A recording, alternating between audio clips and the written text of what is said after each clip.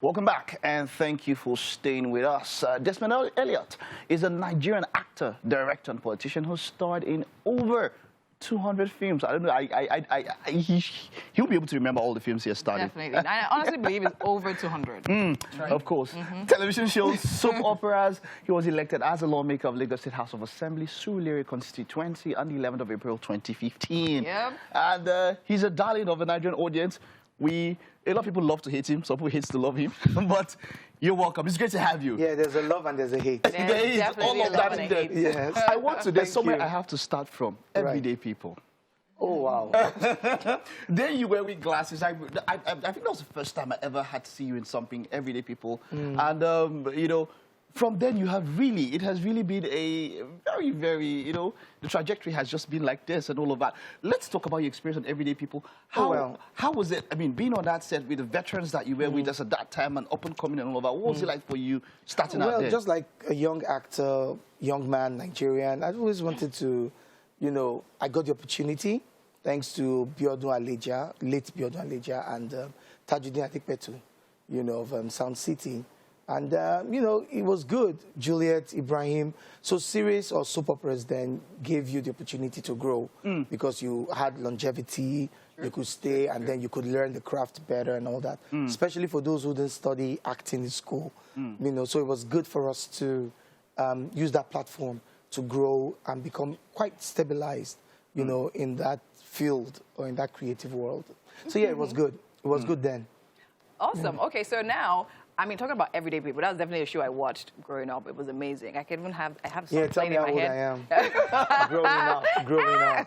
Yeah, it's funny when people tell you, oh, I used to watch you when I was a child. Was I'm like, okay, now? okay. Is it truth I now? know. You want to see be a baby boy? No. Baby man. Baby man is more like it. Okay, no problem. Anyways, I think it was brilliant. Your works, I mean, you were definitely a household face, no doubt. And then, of course, looking at the trajectory of your career, as he said, literally, what does he feel? You're definitely one of the people that made Nollywood what it is today and all of that. And we all know that things have changed, right? There's been a lot of diversification since then till now. So what is your take, seeing the growth of Nollywood from when you started till this very moment? Okay, so, honestly. So I personally think it's gone way better.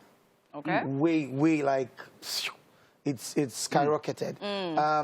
It's probably not gone across board, like, it's not everywhere. It's not so much. But the bar has been set so high that I am so proud to have at least been there or still there at some point. Beyond the skies can only be the limit. And the truth is because it's out of individual effort. It's not the way Hollywood and the American government relate or Bollywood and the Indian government relate, so to speak. So I'm not criticizing government, but I'm saying if there were a whole lot more that could have been done in creating the enabling environment. Okay. For instance, our DVD, CD world is dead today. Shouldn't be dead. There should be some form of protection. Just the same way I was once misconstrued when I said the way you banned rice, you should be able to limit the influx of some form of content. You understand? I'm not saying people shouldn't go to the cinemas and watch their films. No. I'm just saying prioritize our homegrown film. Just the way we prioritize growing of rice. So now we don't eat local rice with stones anymore. Yeah, it means we've been able to grow to some point. It might not be at that point, but grow to that point. Create treaties between Nigerian creatives, not just film, comedy, music, whatever it is. Create treaties between us and foreign countries. It could be China and stuff like that. Now, there's a lot of expectation on government that you are now a part of. You've gotten into the hard world now, and this is it. I like it, hard world. And, you got in based on the goodwill. I mean, this is Desmond. He's one of us. Yes. But then, it seemed like you turned on us. Okay, I don't know what you mean by turned on us. Okay, so So turned on us means, oh, he just said, okay, bye-bye. It seemed like that. It's a number of interviews, things happen, and then, it seemed like Desmond Elliot is the problem of Nigeria. Yeah. In fact, I would go to watch football match and Messi go say, now Desmond Elliot. Yeah, so you have tummy pain. But then, you got into power and everything, and then it came to the issues, and then it seemed as though I got into office, not into power. You got into office, pardon me for In that. Nigeria, There are two different things. Okay. Power and office, they're kind of similar. No? Elected. No? Okay. Maybe they'll give me there. power, let's see now. Okay, all right. Okay, but then, Okay. but then the youths came, different things started happening at different points, from NSAS to, things you had to commission, all of that. Social media regulation, that was also one major one. And it seemed like, look, you are a part of us, you should understand, you should be fighting for us. But then it seemed like you took a stance against the youths at that point in time. Because that's what a lot of us... I love that approach. But I think this is a good opportunity to really air my views on this thing. Firstly, I was never against social media, influx of social media, whatever it is, because the truth is, constitutionally, you have a right to freedom of speech. Okay. Constitutionally. So I have no problems with you having or talking or deliberating on social media. Where I thought, which I didn't even talk about, was if my saying something causes harm to the next person, especially when it's false, what should happen? So we say, okay, because it's social media, let it go. So I have no problems with social media. I don't mind you saying anything, speaking, talking, jumping, dancing, whatever. I even think it's a relief form these days. I mean, 60 years ago, when you talk about the television, people will be like, what's that again? You understand? So life is evolving and it's dynamic. So this is the world we're at today. But some people will feel, you mentioned something, you said if it hurts somebody, if it's wrong, if it's wrong, the general public. But if they want something and demand for something, especially if it's from the government at that point in time. I don't have a problem. No, that's not what I was talking about. Okay. I am saying if you say something or you indict somebody and your indictment is wrong and that causes harm to that person. Okay. Harm does not mean physical, emotional, whatever it is. What then happens to the person who starts the issue? That's my question. Okay. I don't know if you understand. So look at it.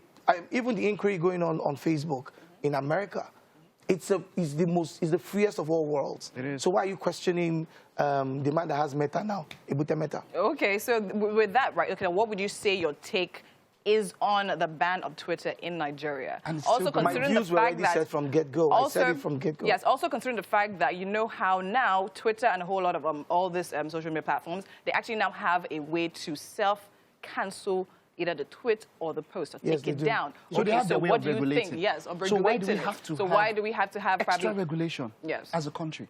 Isn't what do you mean by extra regulation? Because banning it now, because I mean, source of livelihood for a number of people. Oh, it has gone on for a very, very long time. Like I said, this is the day of information and services. Yes. As against what you see physically, the agriculture and manufacturing. You see where information tech and service-oriented businesses actually take the lead when it comes to people and people living. And I mean, as a government and as a person, why would I want to stop someone from enjoying his feed? You understand? Earning a living. I mean, I think that's totally bad. I know a lot has been lost from all of this. And from the first day it happened, I put up a position, saying I didn't think it was right. Do you understand? But, that being said, I'm not instigating anyone to go do anything. But I'm asking myself at the end of the day, okay, so what next? What are we going to do? This has happened. Tomorrow, if another government comes and they say they're going to ban all of this, what's going to happen? So it goes beyond just what's happened today. Yeah. From what I am seeing, it goes beyond what's happening today. It goes further. And you look at it into the fact that as Nigerians, we're responsible to ourselves, to our government. Even the people in government are also Nigerians. And then it's related, of course, to NSAS. A report came, the independent panel, presented a report yesterday to the state governor. So what's your opinion on that? It seemed like an indictment on the military and the government because, we at least over 11 people were from that report, said to be confirmed dead, over 48 people injured, and then over 96 total casualties. I read it. And it was very heartbreaking. Okay. What do you think about that? Heart-wrenching. So what was first of all, I want to know your take before this report came out, as at when the NSAS thing was going on, and then now that after the report. After the report. Okay, so, before then I knew obviously there was a calamity. I knew the obvious chaos. We knew, and come on, except you're not Nigerian or you're not human, you would feel for everybody, you know. But I've always said something. When MKO died, and governments of the day denied and denied and denied, it took this government to come out and say, you know what, we've wronged you. This is the truth. And actually give Democracy Day. I don't know if you understand. Sure. I've always said the truth always comes out. There's no how you try to hide it. The truth will come out. So, to me, my own point is, it's this government, it's the next government, it will come out. But I now looked at it from another angle. Is it possible that this government didn't know what was going to come out? Of course they did. But the government of today, I'm talking of the state government, knew what I want to believe. I said, you know what, let the public know what's going on. And then, so there's going to be an official statement like what the governor said. So let me not jump the gun because I'm also in office. Let the statement come out. But the fact that it even came out, saw the light of day. I had one interview on Saturday, and they also talked about it on one of the radio stations. And they said, oh, till now we've not had the panel. No one knew it was going to come out yesterday. Yeah. And it did. And it came out, and it indicted. Let me say us. So, yes, so from what you're saying, fine, it was known that this was going to go this way? No, I'm saying, no, I'm saying now, thank you for clarifying that, because I don't want to say things that, you know. Yes. So my point is, it's come out, and the government did say stop it. That's my point. Okay. The government did say stop it. And the governor went ahead to say, you know what, we're going to get other things out. We're going to get the paper out. We're going to get our final statement. We're going to do this. So let's see how the government goes with this. And obviously, the government knows. The governor knows. Mr. Governor knows. The government knows that everybody's watching. Everybody's waiting. Everybody wants to know what's happening. And that form of transparency, at least, you know, we can always look at every side of everything. But let's look at the fact that, oh, okay, so you're saying this really happened. And you're actually letting it come out. Because that's the way it should be. That's the norm. That's how it should be. All right. All right. Thank you for clarifying quite a lot there. I'd have loved to talk about, you know, the other things that you did in Nollywood. Talk about what you love to talk about. But we have to go. We have to take a break. Sadly. We might come back after the break. But we'll just take this time out now. Thank you for being a part of the show. They look me like, oh, this one.